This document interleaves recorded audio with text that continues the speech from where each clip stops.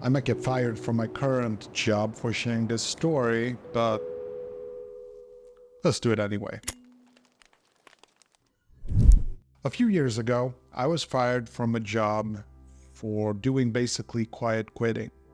Now, at the time, it felt like a dagger in the heart, but today, not only am I happy that it happened, but I actually still think that I did the right thing. And if I could go back in time, I think I would make the exact same choices. So for those of you who don't know what quiet quitting is, it's actually just doing your job. Nothing more, but also nothing less. So in other words, it's doing 100% and nothing more. Now, maybe there is a discussion to be had about what 100% actually means. Maybe it means 80%, because 100% would lead to burnout. Now, I have this mantra that I've developed when I started my career. I do the best work I can with the time, the resources, and the knowledge that I have. Now, sometimes it's just not enough to get the job done. You have to work overtime. And sometimes, I will work overtime. But it can't be a habit. I just refuse. Now, the company just has to accept it or fire me. And in this case, they did. Right now, I work as a consultant. I've had many, many jobs at many companies. And so I think I do have a lot of experience when it comes to workplaces. And most of the time, it's possible to to get the job done by doing quiet quitting. You basically go to work and you do your job for 8 hours, and you can choose not to work overtime. But sometimes, some workplaces, they expect workers to go the extra mile, as if it's part of the job. And I've been hit with all sorts of comments defending wage slave corporations. They just accept that this is the way work should look like, They never question the status quo, and furthermore, they will defend it at the expense of mental health. Now, I made a video about how wage slavery essentially broke my spirit, and I've shared a couple of horror stories from different companies. Knowing what I know, I really believe that quiet quitting is the best way to work. You trade your time for money, you waste the best years of your life making other companies richer. You risk your health, your relationship, just to increase profit from some company that, you don't really owe them that. They don't even share the profits with you, so why do it? Now, if you think that this is all right, then I just don't know what to tell you. I mean, it's like, good luck with that life philosophy. Okay, so this story takes place at an American medical company that had an office in the south of Sweden. That's essentially the only clue I'm going to give about which company it was. And my job title at the time was quality manager. Basically, what I did was when a consumer got injured or even died by some of the company's products, I was responsible to sending the hospital the legal letter explaining what happened, whether the product was just flawed or used incorrectly.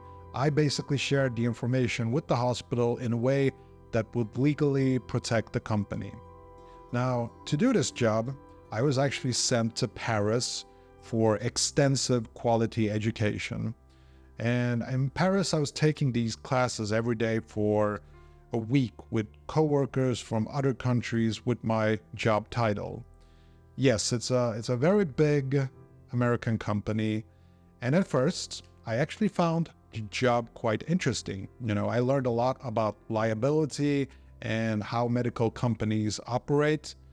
Now, just to paint you the full picture, this was a very, very successful company earning a lot of money. Now, how do I know that?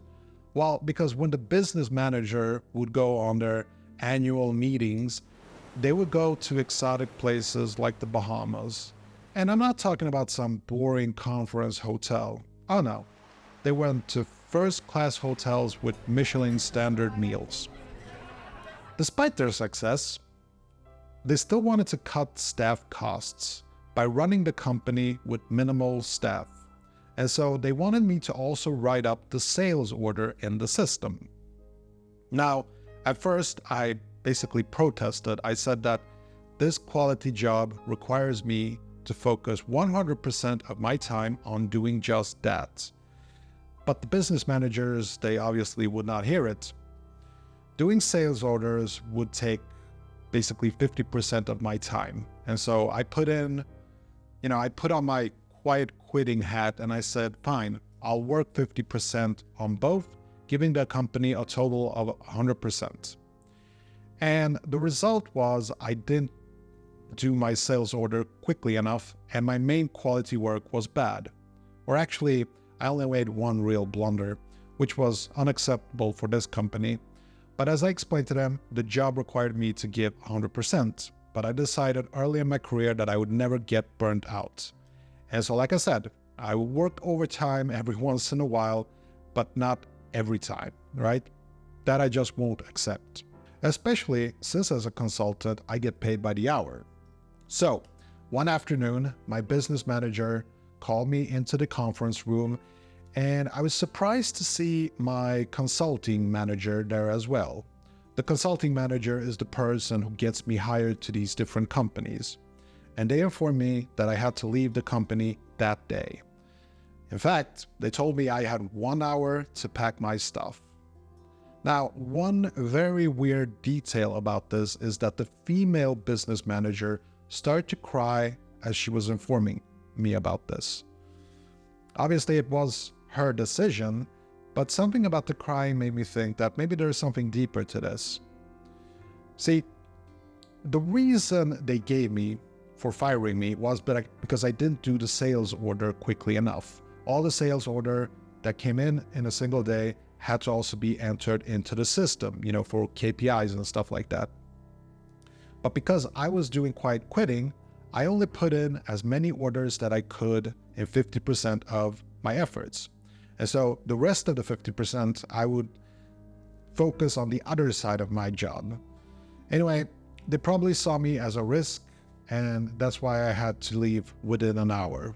And it sort of amazes me why companies do this. Why not just give me some time to hand over my work to someone replacing me? As a consultant, I've often replaced people that have been fired very quickly, no handover whatsoever, just a big mess to clean up. Like, what does the companies think? That just because you get fired, you're gonna do some revenge on a company by messing up their system? Just ridiculous. Anyway, I was happy to leave, so I had kind of mixed feelings about the whole thing. I remember that I smiled a lot, and while my coworkers were basically upset that they fired me, I calmed them down and said, don't worry about it, it's gonna be fine, because I have guaranteed salary regardless if I work or not. But then another really weird thing happened. I was about to leave the office and I saw my business manager at the end of the hallway, and I gave her a big smile and, I just said, bye, see you around, or something kind like that. And she burst into tears again. This time, she came at me and gave me a long hug as she was sobbing, basically. I remember feeling like really uncomfortable, Now, as far as my job as a consultant goes, I wasn't too worried about my reputation because 9 out of 10 gigs, I do a great job, and so my consultant manager always has my back. They knew the reality of workplaces, that sometimes things just don't work out. So this was on a Friday, and I remember that already the next Monday, I was already working at a different place. So you might be thinking, like, aren't you scared, making this video? Well, the truth is, at this point, I don't care. Because this year I'm leaving work, as I've explained in the previous video, and I didn't name the company, but most importantly, I don't really think I've done anything wrong sharing the truth, Really, it's just a story about quiet quitting that didn't go so well. Now, it's a bit of a warning, I guess you could say. If you do decide to do quiet quitting, which I do encourage you to do, be careful. Don't do it unless you know what you're doing. Now, in the beginning, I said that I wouldn't change a thing, and that's true. I still think that I did what I had to do in a way that didn't interfere with my personal integrity. I'm just not gonna work overtime, risking my health or my relationship by giving my all to some rich medical company. A company that could easily hire more people, but didn't because they preferred profit over the well-being of the staff. So I say to hell with them, and to hell with all companies that will risk the well-being of people for profit. As always, thank you for listening. Do me a favor and tap that like button to show your support, and subscribe if you're interested in more content like this. Until next time, stay hungry, relentless, and strong in your journey of escaping wage slavery. Bye.